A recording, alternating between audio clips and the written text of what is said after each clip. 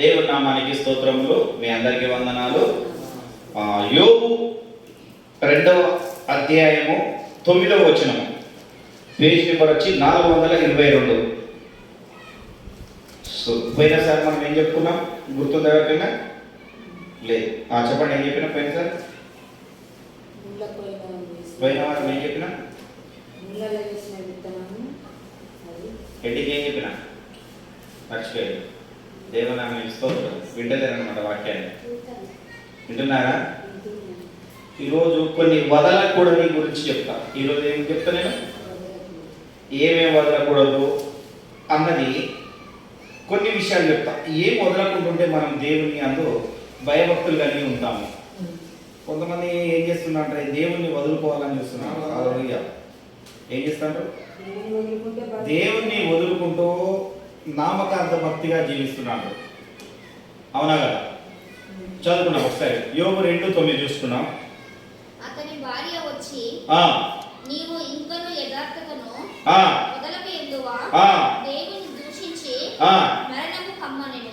అబ్బా, ఏమో చెప్పి ప్రార్థించుకున్నాం. ప్రేమ నమ్మకం కలిగిన యేసయ్య, మీకు వేలాది వందనాలు, స్తుతులు స్తోత్రాలు చెల్లించుకుంటున్నాం తండ్రి. వాక్యం చెప్తుండగా మీరు ఉండండి, మాతో మాట్లాడండి తండ్రి. ఏం మాట్లాడదో నేర్పించండి. వినగల చెవులు, గ్రహించగల మనసును కూడా వీరికి దయచేయమని యేసు నామమున అడుగుచున్నాం తండ్రి, ఆమేన్. నీతిమంతుడైన యోబు అయితే ఈయన దేవుని దృష్టికి కానీ ప్రజల దృష్టికి కానీ ఏ పాపం చేయలేదు. మంచిగా వినాలి, షార్ట్గా చెప్తున్నాను. ఏమీ పాపమైన చేయలేదు. కానీ ఒక దినమున ఆయనకు శ్రమ వచ్చింది. ఏమొచ్చింది వింటుందా? మంచిగా విను. లేదు ప్రవకరణ ఇదో నన్ను చూడు.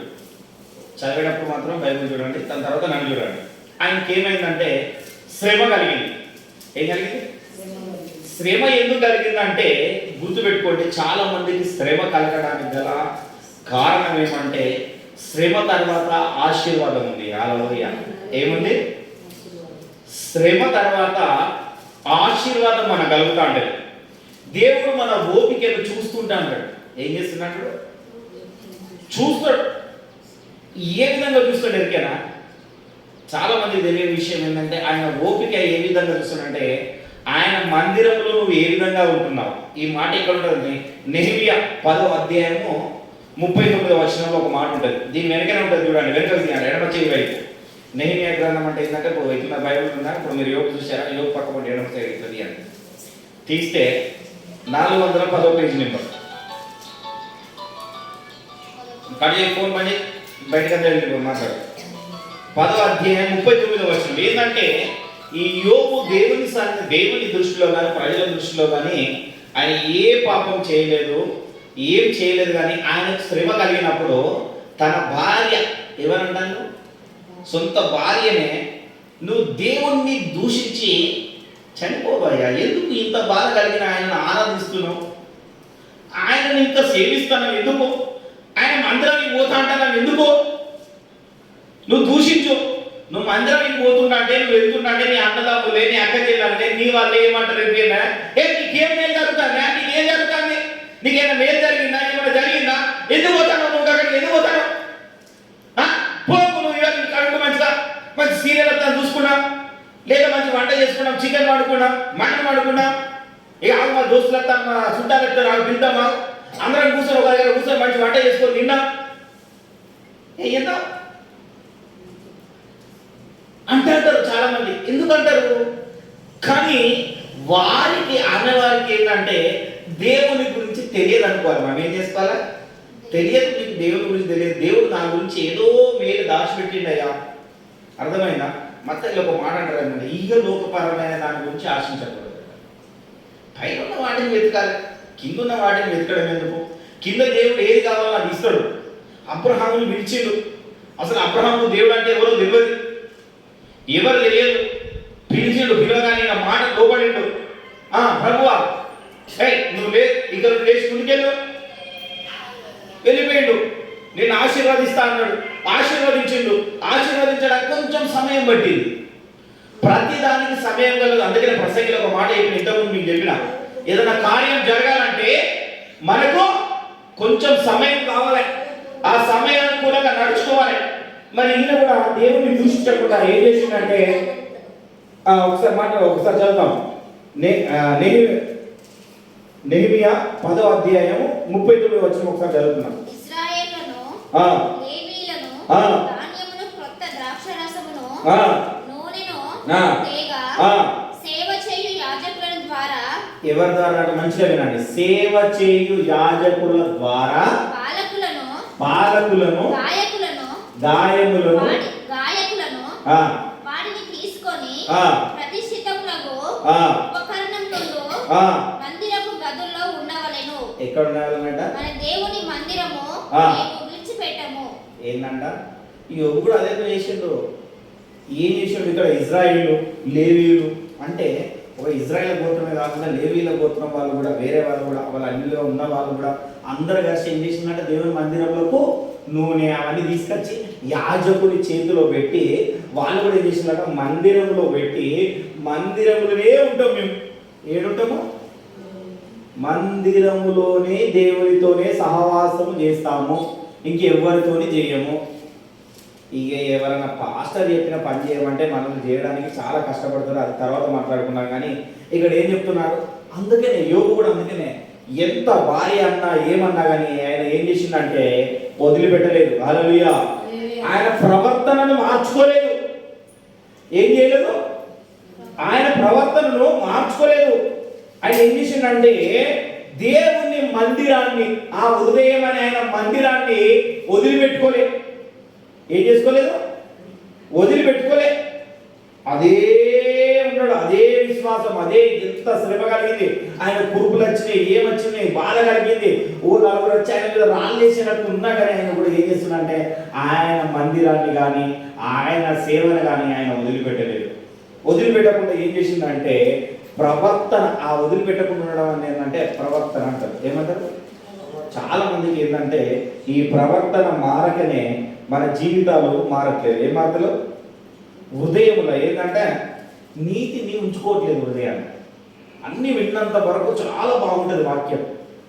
ఈ రోజు వాక్యం వినగానే చాలా సూపర్గా ఉంటుంది, కానీ వారమంతా దీన్ని ఉంచుకుంటాం మన మధ్యలో ఉంచుకోవట్లేదు. పోయిన వారం చెప్పింది ఇప్పుడు గుర్తులేదు. హల్లెలూయా. ఈరోజు గుర్తుపెట్టుకోవాలి, నెక్స్ట్ వారం ఖచ్చితంగా అడుగుతా ఉన్న వాటిని.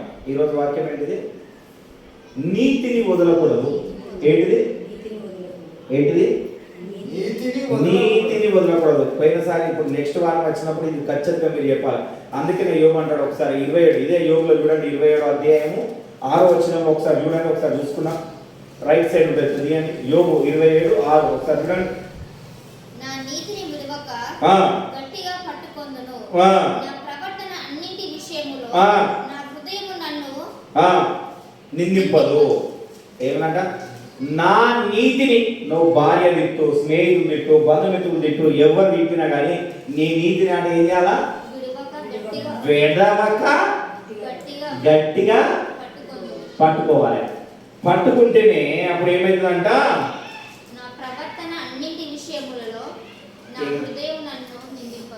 అర్థమవుతుందా?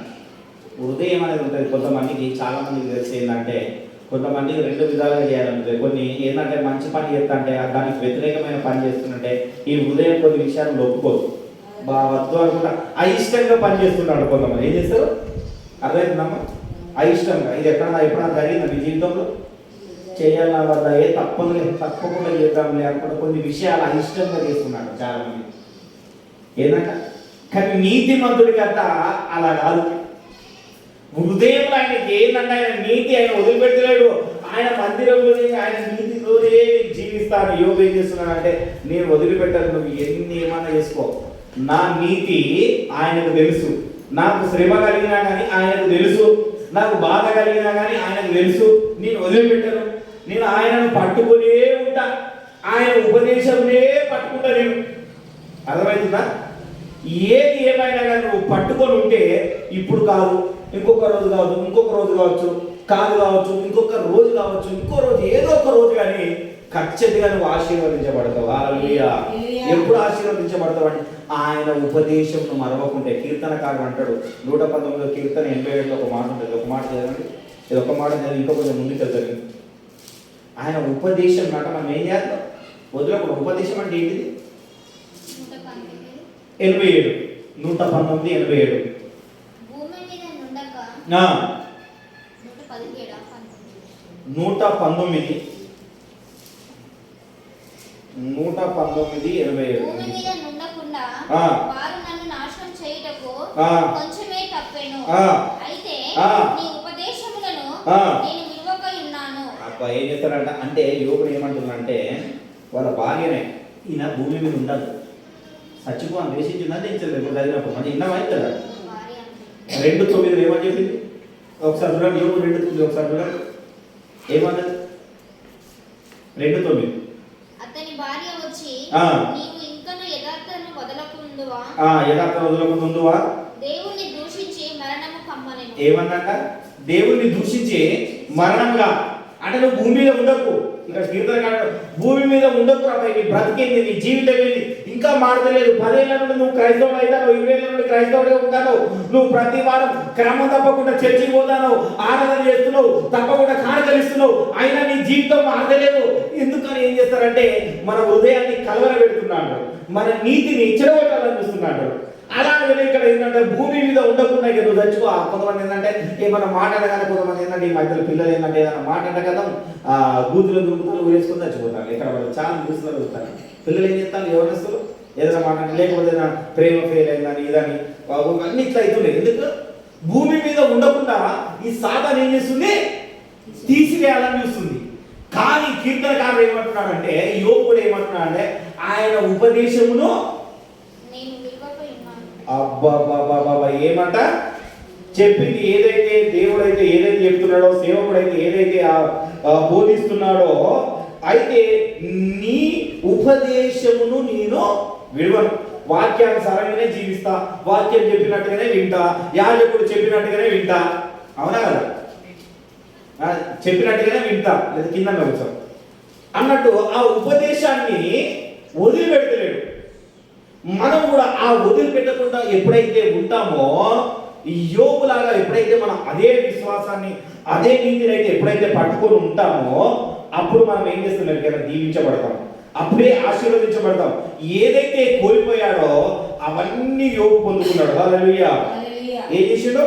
ప్రతి విషయాన్ని ఆయన పొందుకున్నాడు. ఎప్పుడు పొందుకున్నాడు అంటే ఆయన ఆసక్తి. చాలా మందికి ఏంటంటే పొందున్నాడు అంటే కొంతమందికి ఒక సామెత ఉంటుంది, వెళ్తాంటే రాజపురం అన్నట ఏమైందంట? రాజపురం ఏమైంది?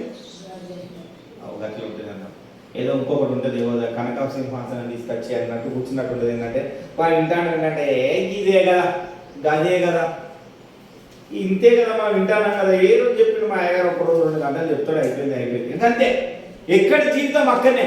ఆ జీవితాన్ని మనం ఆధారపడతలేము, ఆ ఆధారపడి మనం బ్రతుకుతాం. ఎందుకంటే మొదటి విశ్వాసం మనలోకి వస్తలేదు. మొదట ఏ విధంగా అయితే నువ్వు రక్షింపబడ్డావో, ఏ స్థితి నుండి నువ్వు అయితే ఎప్పుడైతే లేవనెత్తబడ్డావో ఆ స్థితిని ఎప్పటికీ జ్ఞాపకం చూసుకొని అదే ఆసక్తి కలిగి దేవుని అందు మనం ఎప్పుడైతే ఉంటామో ఆ రోజు ఏం చేస్తాడంటే దేవుడు ఆశీర్వదిస్తాడు. అంటే దేవుడు ఆశీర్వదించడానికి చూస్తున్నాడు, కానీ ఆ ఆశీర్వాదం రాకుండా మనం ఒక అడ్డు కూడా కట్టుకుంటాం. ఏంటి దగ్గర మన నీతిని స్థిరపరచుకుంటలేదు. ఏం చేస్తలేము? నీతిమంతులమై ఉండి కూడా మన నీతిని స్థిరంగా ఉంచుకోవట్లేదు. ఏం చేస్తున్నాం? హెచ్చుతగ్గులు చేస్తున్నాం. ఏదైనా కూరగాయల దగ్గర పోతా అంటే ఎక్కువ తక్కువ జోకుతాడు, చూసినావా? తక్కువ ఉంటే ఇంకొక చెప్తా అంటారు, తక్కువ ఉంటే ఏం చేస్తారు? కొంచెం ఎక్కువ ఎత్తాను పో అంటారు. అవునా కదా? కూరగాయలు అవునా కదా? మీకు ఎక్కువ తెలుసుంటుంది, కూరగాయలు అవి తీసుకొస్తాడు కదా, అవునా కదా? జోకుతాడు, ఇట్లా తరలో జోకుతాడు. ఏం చెప్తారు? అయితే మీరేం చెప్తున్నారంటే దాన్ని అదే విధంగా చెప్తున్నారు అనమాట. జోకుడా ఉంటే ఎక్కువనన్నా ఉండని, లేకపోతే సమానంగానన్నా ఉండని, లేకపోతే తక్కువనన్నా ఉండని, ఏదో ఒకటి ఉండాలి. అటు ఇటు కాకుండా ఉండకూడదు. అవునా కదా? ఉంటే వెచ్చగానే ఉండు, నులివెచ్చగానే ఉండు, అంటే ఇటన్నా ఉండు అటన్నా ఉండు. 2 పడవల మీద ప్రయాణం చేయకూడదు. 2 పడవల మీద ప్రయాణం చేస్తే ఏమవుతాం? నీళ్ళలో పడిపోతాం, మనం మునిగిపోతాం. పడవలు మంచిగానే వెళ్తాయి, మనది మాత్రం మన జీవితము పోతుంది. కనుక మనం ఏం చేయాలి? నీకంటే ఆ నీతిని యోగులాగా అలా విధంగా గట్టిగా పట్టుకొని ఆయన యేసుక్రీస్తు చెప్పిన ఉపదేశమును గట్టిగా పట్టుకొని ఎప్పుడైతే మనం ముందుకు సాగుతామో అప్పుడే కదా మనకు ఆశీర్వాదం మొదలవుతుంది, అప్పుడే కదా దీవెన మొదలవుతుంది. నీకు దీవెన మొదలవుతలేదంటే ఆయన ఉపదేశాన్ని గట్టిగా పట్టుకుంటలేదు. అర్థమవుతుందా? సనుక్కుంటున్నావు ఆయన మీద, గునుక్కుంటున్నావు ఆయన మీద. ఆయనకు అట్లనే చూస్తాడు. నువ్వు ఎంత సనుక్కుంటావో ఎంత గునుక్కుంటావో అదే విధంగా చూస్తాడు. నువ్వు ఏ విధంగానైతే ఆయన తోస్తావో జోకుతావో అదే విధంగా జోకుతాడు నిన్ను. హల్లెలూయా. నువ్వు ఆయనను ఎక్కువగా జోకితే ఆయన నిన్ను ఎక్కువగా జోకుతాడు. ఆయన ఎక్కువగా నువ్వు ఆరాధిస్తే నిన్ను ఎక్కువగా దీవిస్తాడు. అంత శ్రమ కలిగినా కానీ, ఆయన ఎన్ని బాధలు కలిగినా కానీ వదిలిపెట్టలేదు దేవుని. వదిలిపెట్టకుండా పట్టుకొని ఉండే వరకు ఆయన రెండంతల ఆశీర్వాదం పొందింది. హల్లెలూయా. నేను కూడా జీవితంలో రెండంతల ఆశీర్వాదం పొందాలంటే ఆసక్తి కలిగి ఉండాలి. ఇది ఒక మాట ఉంటుంది. లాస్ట్ విషయం చెప్పి వదిలేస్తాను. కట్ చేయకుండా ఎబ్రీలకు రాసిన పత్రిక 6వ అధ్యాయము 10 నుండి చదువుతున్నాం. 6వ అధ్యాయం 10 నుండి చదువుతున్నాం. మీరు చేసిన కార్యమును మీరు పరిశుద్ధతకు ఉపచారము చేసి ఇంకను ఉపచారం చేయించే తన నామమును బట్టి చూపిన ప్రేమను మరచుటకు దేవుడు అన్యాయస్తుడు కాడు. మీరు చేసిన కార్యమును ఏంటంట? మనం చేసిన పనిని, ఆ పని కూడా మీరు ఎట్లా చేస్తున్నారట? చేస్తున్న మంచిగానే చేస్తున్నారు, కానీ మీరు పరిశుద్ధులకు ఉపచారం చేసి. ఎవరు చేసి? పరిశుద్ధులకు.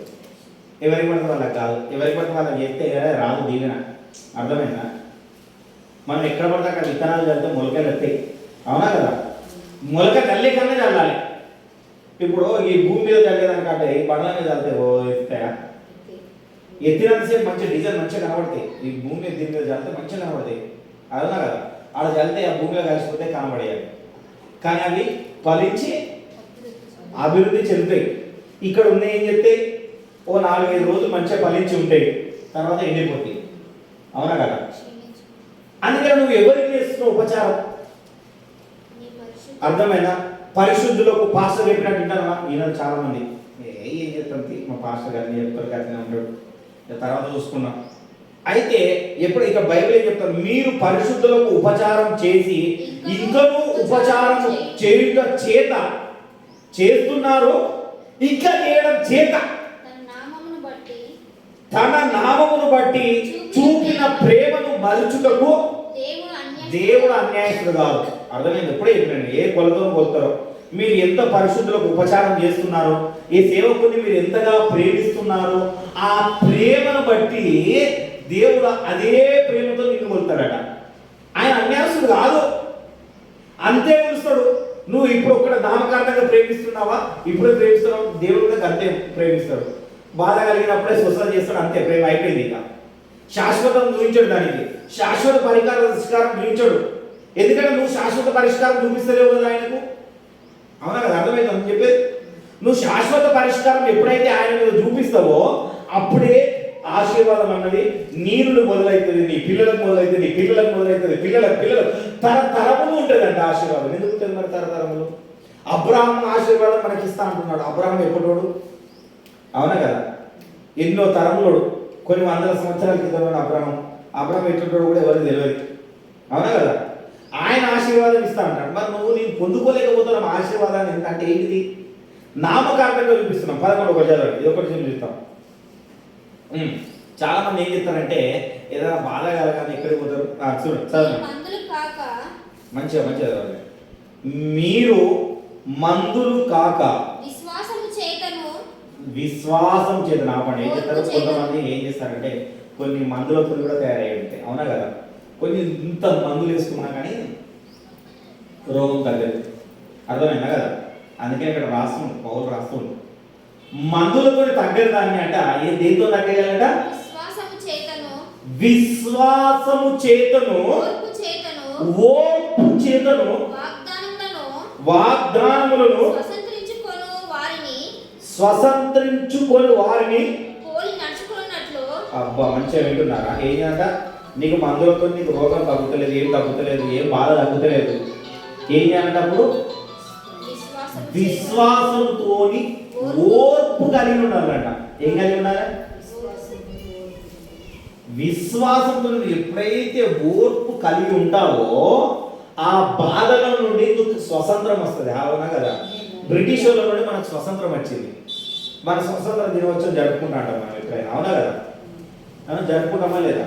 అంటే బద్ధకాల నుండి మనం విడిపించబడినాం. దేవుడు కూడా ఏం చేస్తున్నాడంటే ఇదేంటంటే ఈ భూలోక రాజ్యములన్నీ సాతాను చేతికి అప్పగించబడినాయి అంట. అయితే దేవుడికి ఏమంటదంటే ఆ చూపిస్తూ ఏమంటది, ఇది మత్తయి 4:4 ఏమిటంటే ఆయన ఉపవాసం చేసినప్పుడు ఓ మాట ఉంటుంది, ఏమంటే ఆయన 40 రోజులు ఆయన ఎత్తైన కోట మీద తీసుకుపోయివో ఈ లోకమంతా నాకు ఇవ్వబడింది. ఏమి ఇవ్వబడ్డదట? దేవుడు ఆయన సృష్టించిందే, అది ఎవరికి ఇవ్వబడ్డదట? సాతానికి ఇవ్వబడిందట. ఇదంతా నాకు ఇవ్వబడింది, ఒక్కసారి నువ్వు నాకు మొక్కు. ఏం చేయాలి?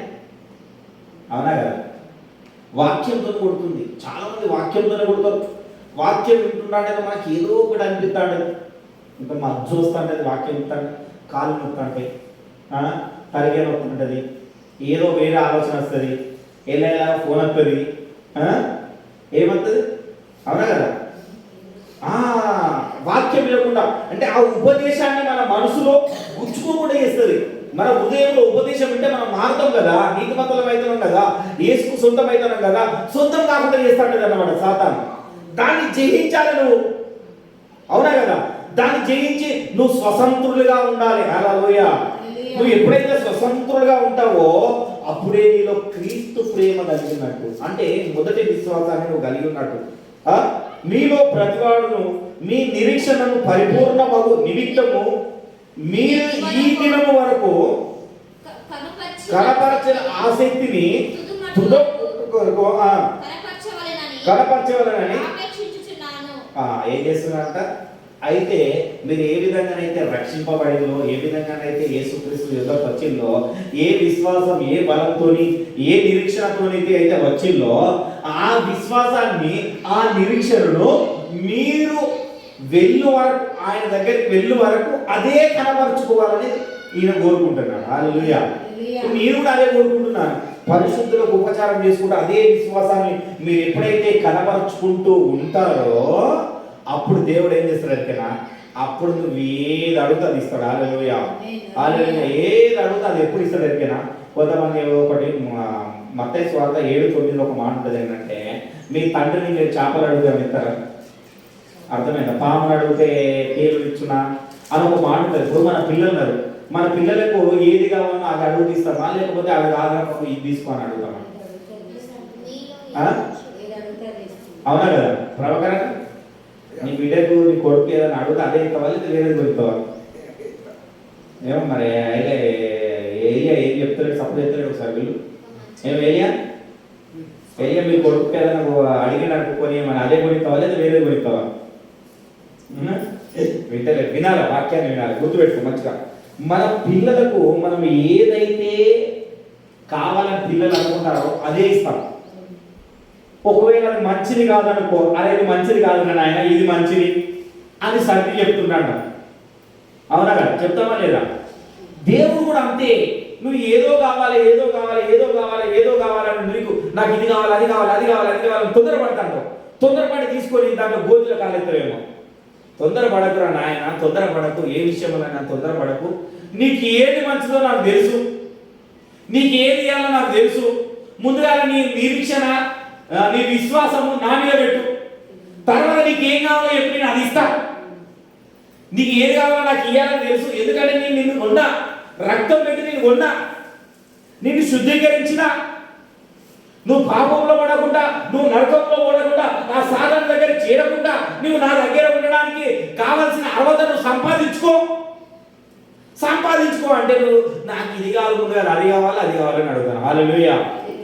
కనుక ఆ అర్హతను సంపాదించుకోవడానికి మొదటి విశ్వాసాన్ని మనం చేతబుచ్చుకొని ఏం చేస్తున్నామంటే ఆ ఉపచారం ఏ విధమైతే దేవుని ఉపదేశంలో పట్టుకొని మనం ఉంటామో అప్పుడు దాన్ని ఏం పడాలంటే అది పట్టుకొని కడవరకు ఎప్పుడైతే పట్టుకొని ఉంటామో అక్కడ మంచి ఈవులు ఉంటాయి. హల్లెలూయా.